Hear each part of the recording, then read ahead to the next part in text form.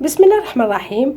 مرحبا بكم على قناة بنت بوعلام. اليوم رايحين نشوفوا طرت التفاح وكريمة الباتيسير ولا طارت بوم بلا كريم باتيسير. هذه وصفة سهلة اقتصادية وبنينة بزاف، نتمنى تعجبكم تفيدكم وتقدم لكم الإضافة. تبعوا معايا المقادير وطريقة التحضير. لا تنسوا دعم القناة بجيم كومنتير واشتراك. المقادير: عندي حبيبه تاع البيض، قريصه تاع الملح، مغرفه تاع الفانيلا، 125 غرام تاع زبده طريه، تقدروا تقولوا زوج مغارف، عندي نص كاس تاع مايزينا، نص كاس تاع سكر كلاص، السكر 80 غرام، المايزينا 50 غرام، وعندي هذه المغرفه تاع نص مغرفه تاع القهوه تاع خميره الحلوى، ونلمو بالفارينه نضربوهم سكر مع المكونات حتى ينسجموا. نبدا نحط في النواشف، نحط الفارينه، خميره الحلوى والمايزينا. هذه العمليه نقدروا نديروها بالسباتول وبالفوي. هنا باه نربحوا الوقت برك نبدا بسم الله نخدموا بيدي. نلم العجينه تاعي، عندي 250 غرام تاع الفارينه، ونشوفوا كل فارينه كيفاش نلموا العجينه.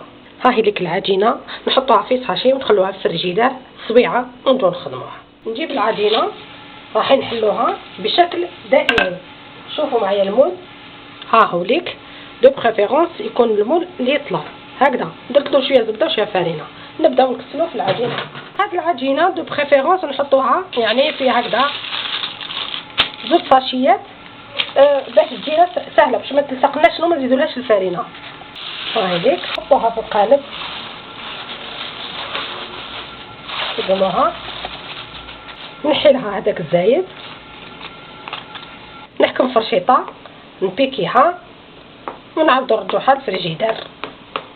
لا كريم باتيسير نسحق نص ريتله تاع حليب، عندي 3 مغارف تاع سكر، 3 مغارف تاع مايزين، فانيلا، ولهنا راح ندير زوج صفار بيض.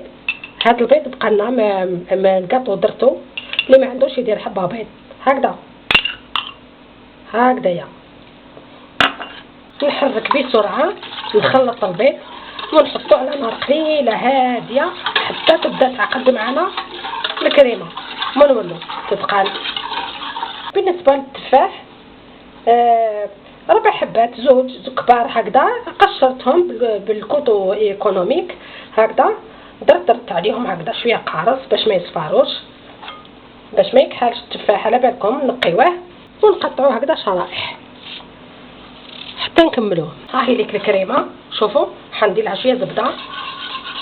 نجيب المول، سخنا الفرن، نفرغ هذيك لاكريم هنايا هكذايا كاريمون هكذا ونيطاليو، سينو كون ما نديروهاش هكذا هذاك التفاح ماش راح يلصق، يطيب بوندون لا كويسون هكذا. نجيب هذاك التفاح نبدا نستف فيه هكذايا حتى نكملوهم. لازم يعطينا منظر شباب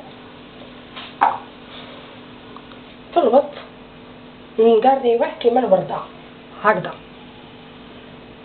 ما عندنا ما نخسروا، كله فوائد صحيه هكذا. خلصنا الفرن بيان سور سخون، راح نزيد له شويه زبده هكذا من فوق على جال لا دوغور هكذا، دردر عليه شويه سكر باش يتكرمل، واللي حاب يزيد شويه قرفه هكذا من فوق. النكهه التفاح يخرج تري بيان مع القرفه.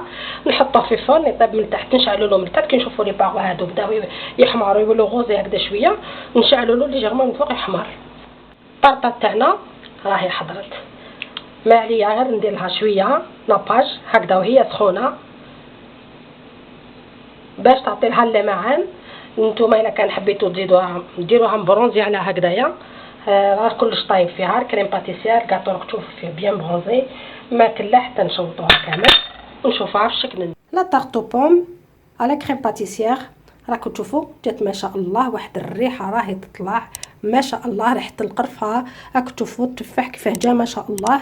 انا ما حبيتش نكرملوه بزاف باش تجينا هذاك لو كروستيون تاع التفاح ما شاء الله عليه. التفاح راه في الموسم تاعو، والمقادير كما شفتوا اقتصاديين. نتمنى تعجبكم وتجربوها، لازم تجربوها بصحتكم. سلام.